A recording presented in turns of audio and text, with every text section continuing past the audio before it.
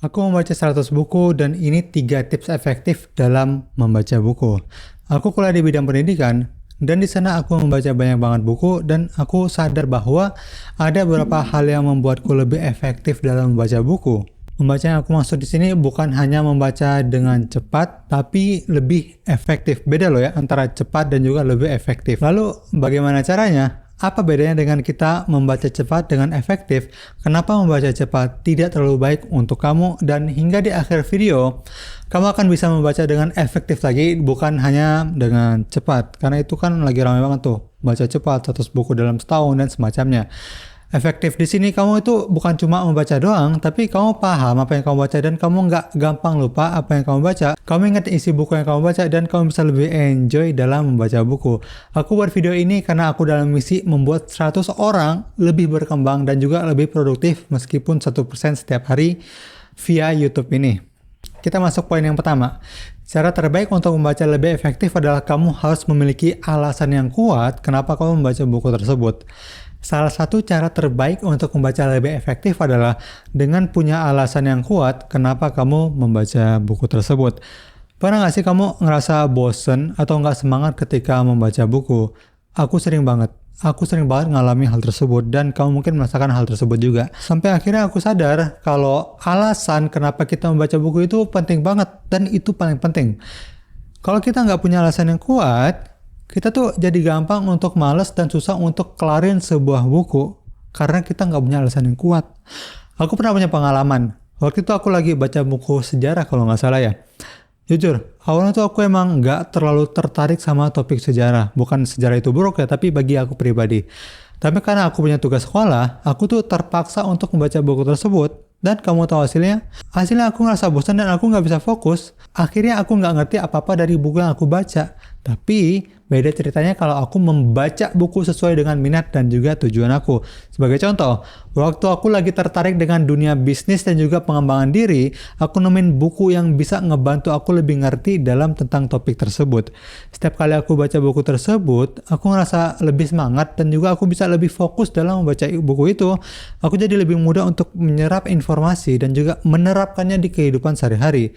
Kamu juga bisa ngalamin hal yang serupa. Coba deh pikirkan lagi, alasan apa sih alasan kuat kenapa kamu membaca buku tertentu? Sebagai contoh, kamu pengen lebih tahu banyak topik tentang yang kamu suka atau kamu pengen ningkatin skill tertentu. Dengan alasan yang jelas, kamu bakal lebih termotivasi untuk membaca dan juga kamu lebih termotivasi untuk menyelesaikan buku tersebut. Bayangin, kamu punya target buat jadi ahli di sebuah bidang. Setiap buku yang kamu baca bisa menjadi batu loncatan untuk mencapai target tersebut. Kamu bakal lebih semangat untuk membaca dan gak gampang nyerah untuk kelarin buku tersebut. Lalu contoh lain, ada seseorang bayangkan namanya ada Andi. Bayangin nih, si Andi, dia itu pengen jadi programmer yang jago banget. Andi mulai baca buku-buku tentang pemrograman.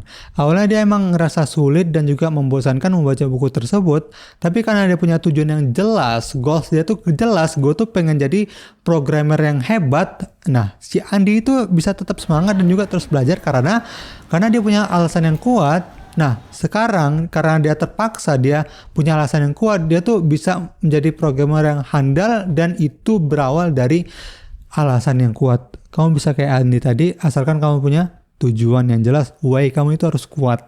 Ingat, setiap buku yang kamu baca itu punya manfaat buat kamu. Kamu bisa dapetin ilmu baru, inspirasi atau bahkan solusi buat masalah yang kamu hadapi. Dengan apa? Dengan kamu punya alasan yang kedua, alasan yang kuat. Lalu yang kedua, hindari semua distraksi terutama handphone untuk fokus dalam membaca buku. Kamu pernah nggak lagi seru baca buku, lalu tiba-tiba HP kamu bunyi? Aku sering banget ngalamin hal tersebut dan itu aku nggak suka banget. Lagi seru-serunya baca, terus ada notifikasi masuk, langsung deh tinggalin buku tersebut, perhatian kita tuh langsung pindah ke dalam HP tersebut. Padahal, buat bisa membaca buku dengan fokus yang mendalam, kita butuh lingkungan yang tenang dan juga bebas dari distraksi. Handphone itu salah satu distraksi terbesar yang harus kita hadapi di zaman sekarang. Notifikasi dari media sosial atau bahkan panggilan telepon bisa menghilangkan fokus kita dalam membaca buku. Dan itu fatal banget. Kalau udah teralihkan, butuh waktu lagi buat balik ke ritme baca yang nyaman yang udah kita masuki tadi. Aku sendiri pernah ngalamin waktu itu aku lagi baca buku lagi seru-serunya tiba-tiba ada notif, ada apapun itu dari Instagram kalau nggak salah. Aku langsung cek DM dan aku nggak sadar. Waktu buat baca aku malah terbuang kepada scrolling sosial media. Akhirnya aku nggak bisa kelarin bab yang tadi tuh dengan baik dan aku harus mulai dari awal. Itu rasanya nyesel banget. Kamu pasti pernah mengalami tersebut. Dan kamu tahu nggak kalau otak kita itu tuh butuh waktu buat fokus kembali setelah teralihkan, apalagi kepada media sosial yang tadi. Setiap kali kita terganggu, kita butuh waktu sekitar 15-20 menitan untuk kita benar-benar kembali fokus membaca lagi.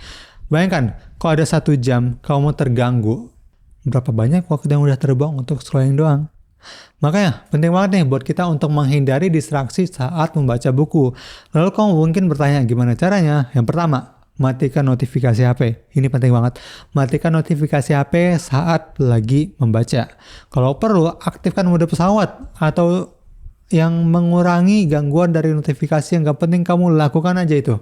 Yang kedua, letakkan HP di tempat yang jauh dari lingkungan kamu. Sebagai contoh, taruh di kamar lain, taruh di laci yang tertutup.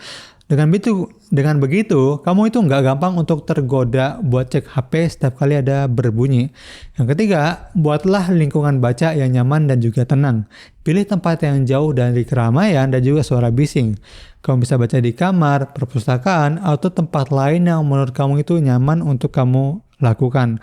Lalu coba kamu bayangin ada seseorang, sebut aja namanya Budi, tadi kan Andi sekarang Budi. Dia suka banget baca buku, tapi sering terganggu sama HP, sama kayak kita-kita lah. Akhirnya dia mutusin untuk nyimpen HP-nya di kamar lain ataupun di laci yang tertutup yang jauh untuk menjangkaunya. Hasilnya, si Budi ini bisa lebih fokus dan juga bisa kelarin banyak buku dalam waktu yang lumayan singkat. Budi bilang dengan menghindari distraksi, dia bisa menikmati setiap halaman yang dia baca. Aku juga coba cara yang tadi aku sebutkan dan hasilnya itu sangat-sangat luar biasa. Sangat-sangat berbeda ketika ada HP. Aku jadi lebih fokus, lebih cepat kelar baca, dan lebih menikmati proses membaca buku. Dan itu nggak aku dapatkan ketika ada HP. Kamu juga bisa coba cara ini. Percaya deh, menghindari distraksi terutama HP itu bisa bikin kita lebih produktif dan juga lebih fokus dalam membaca buku. Bayangin, berapa banyak buku yang bisa kamu baca kalau kamu nggak terganggu sama notifikasi?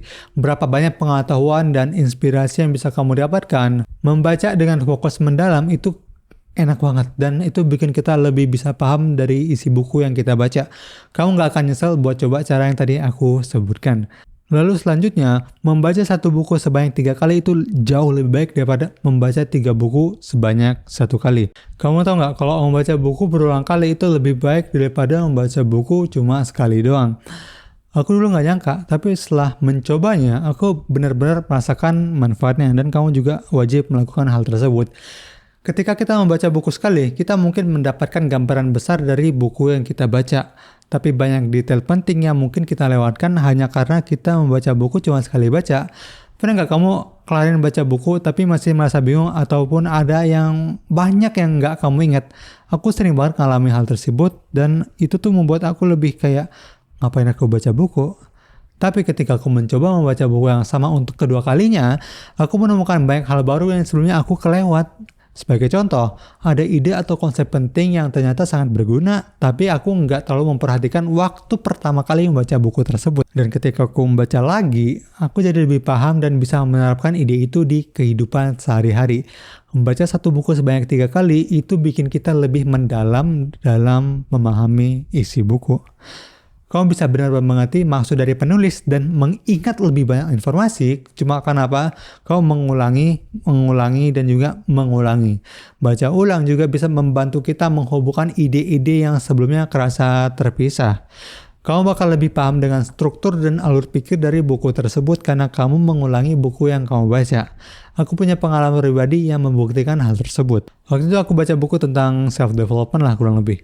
Sekali baca, aku ngerasa udah ngerti konsep-konsep dasarnya. Tapi, ketika aku baca lagi untuk kedua kalinya, aku menemukan banyak detail kecil yang sebelumnya aku lewatin.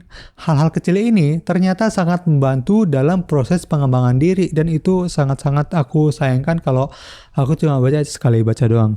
Lalu aku baca lagi untuk ketiga kalinya, dan kali ini aku bisa menghubungkan semua konsep dengan baik karena aku membaca ketiga kalinya. Aku ngerasa lebih pede dan juga bisa menerapkan ilmu dari buku itu dengan lebih efektif. Pengalaman ini benar-benar ngubah cara pandang aku terhadap membaca buku, yang mana aku pikir aku cukup baca sekali doang, dan sekarang aku lebih fokus untuk membaca buku-buku yang benar-benar berkualitas dan membacanya berulang kali. Kamu juga bisa coba cara ini dan kamu akan merasakan manfaatnya, dan ini beda banget ketika membaca cuma satu kali buku. Sekian konten kali ini, semoga bermanfaat. Kalau kamu suka video ini, kamu pasti suka video di sebelah kiri sini. Bye-bye, terima kasih telah menonton.